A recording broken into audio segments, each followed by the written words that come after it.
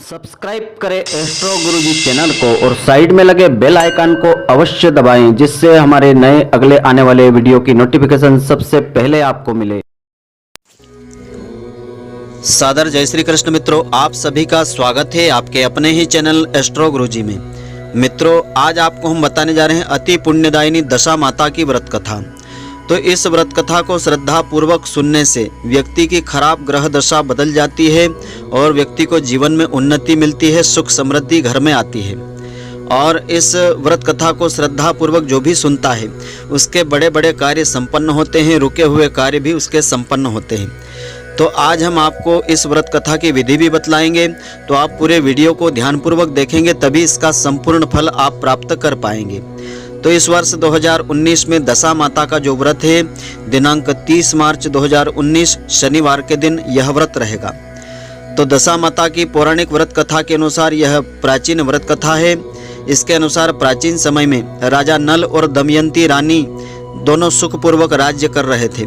उनके 2 पुत्र थे। उनके राज्य में प्रजा सुखी व संपन्न थी। तो एक दिन की बात है कि उस दिन होली की दशा थी। एक ब्राह्मणी राजमहल में आई और रानी से कहा कि दशा माता का डोरा ले लीजिए।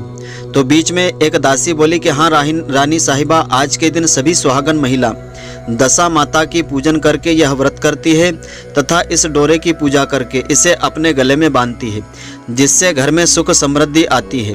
अतः रानी ने ब्राह्मणी से वह डोरा ले लिया और विधि के अनुसार उसका पूजन करके उसे अपने गले में धारण कर लिया।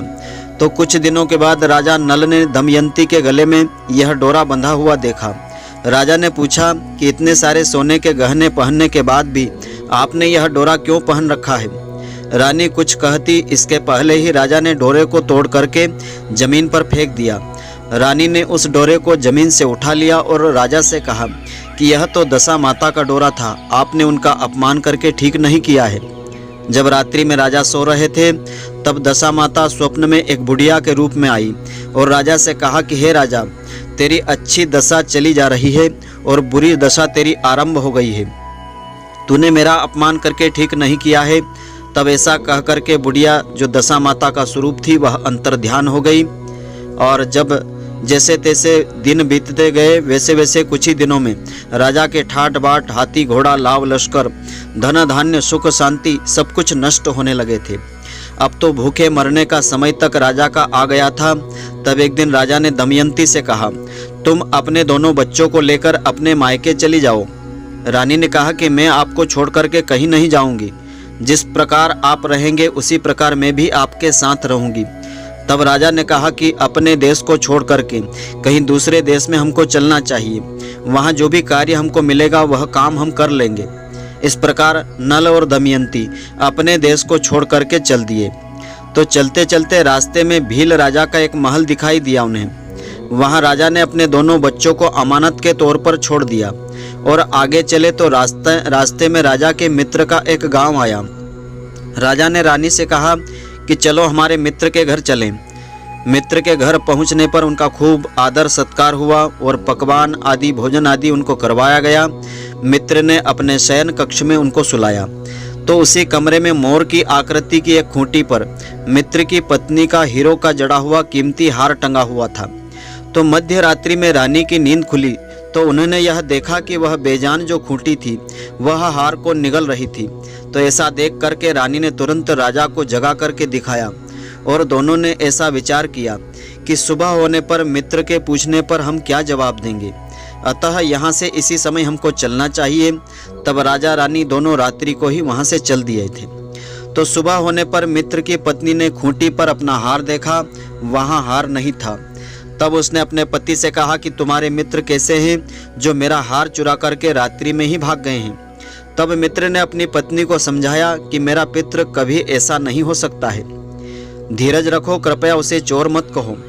तब आगे चलने पर राजा नल की बहन का एक गांव आया। राजा ने बहन के घर खबर पहुंचाई कि तुम्हारे भाई भौजाई आए हुए हैं। खबर देने वाले से बहन ने पूछा तो उनके हालचाल कैसे हैं? वह बोला कि दोनों अकेले हैं, पैदल ही आए हैं तथा वे दुखी हाल में हैं। इतनी बात सुनकर के बहन थाली में भोजन आदि लेकर के भैया भाभी से मिलने के लिए आई। तब राजा ने अपने हिस्से का भोजन खा लिया, परंतु रानी ने उसे जमीन में गाड़ दिया था।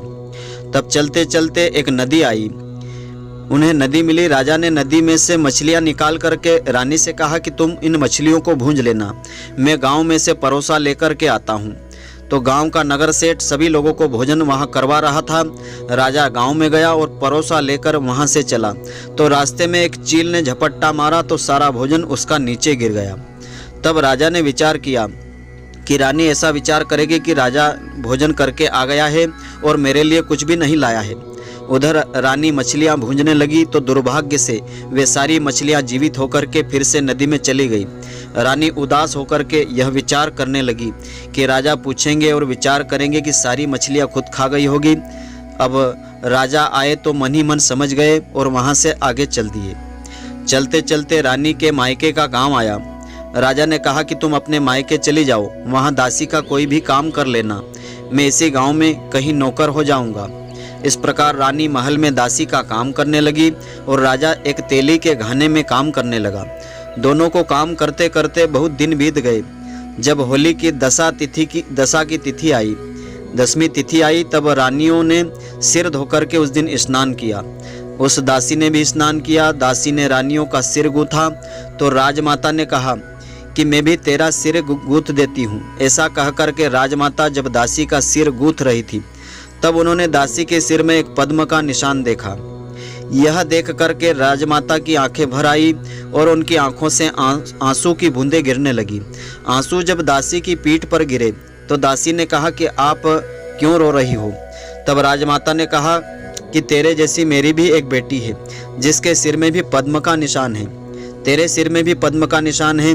तो ऐसा देख करके मुझे अपनी बेटी की याद आ गई।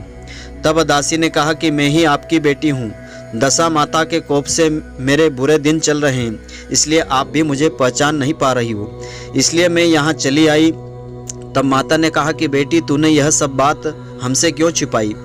तब दासी ने कहा कि माँ मैं सब कुछ तुमको बता देती हूँ तो मेरे बुरे दिन नहीं कटते।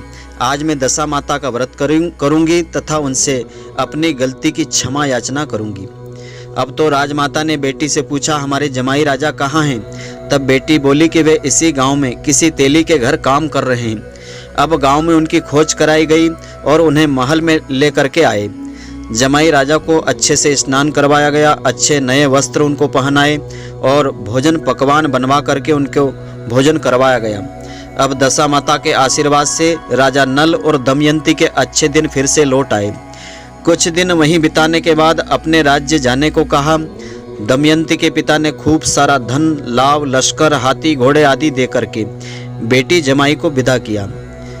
तब रास्ते में वही जगह आई जहां रानी ने मछलियों को भुना था और राजा के हाथ से चील के झपट्टा मारने से भोजन जमीन पर गिर गया था।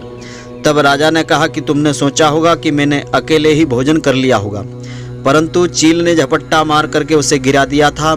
अब रानी ने कहा कि आपने सोचा होगा कि मैंने मछलियां भून करके अकेले खा ली होगी, परंतु वे तो सारी जीवित होकर के फिर से नदी में चली गई थी। तब चलते चलते राजा की बहन का गांव आया। राजा ने बहन के यहाँ खबर भेजी।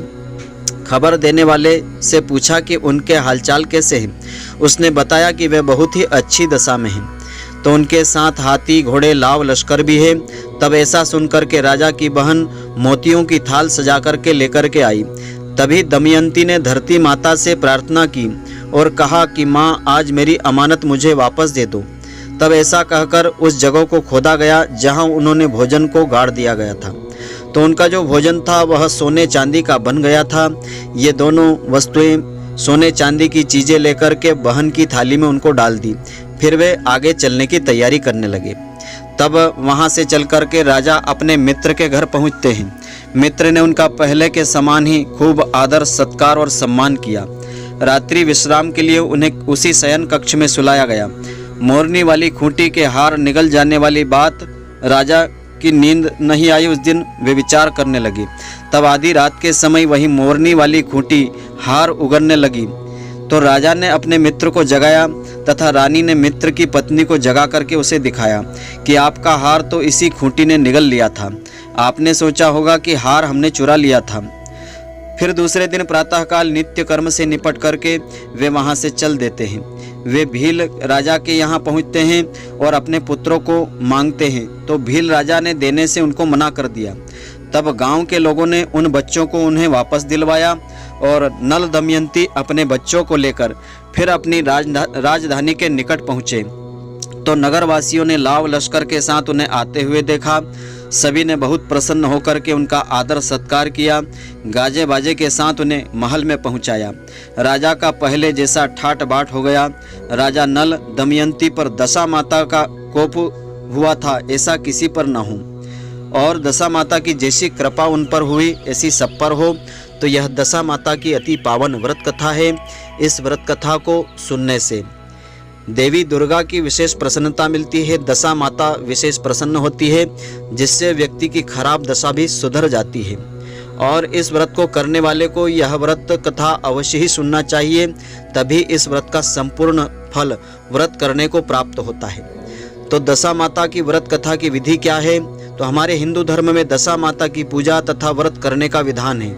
ऐसा माना जाता है कि जब मनुष्य की दशा ठीक होती है तब उसके सभी कार्य उसके अनुकूल होते हैं, किंतु जब यह प्रतिकूल होती है तब मनुष्य को बहुत ही परेशानियों का सामना करना पड़ता है।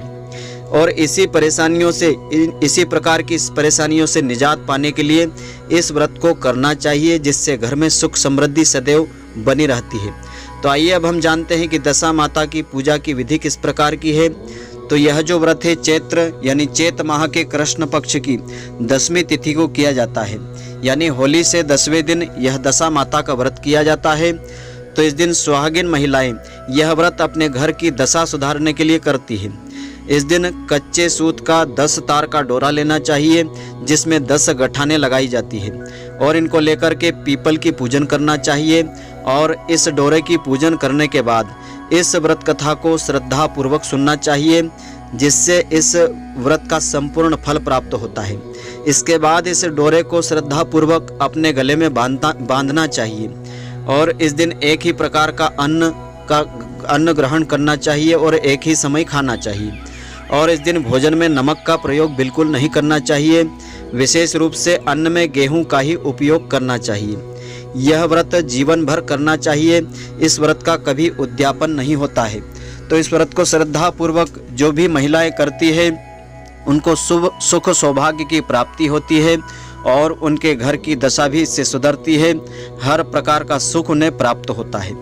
तो मित्रों, आशा करता हूँ कि आपको हमारी यह ज्ञानवर्धक जानकारी पसंद आई होगी। यदि आपको पसंद आई हो तो आप हमारे वीडियो को लाइक व शेयर अवश्य करें। धन्यवाद। जय श्री कृष्ण मित्रों, फिर मिलेंगे।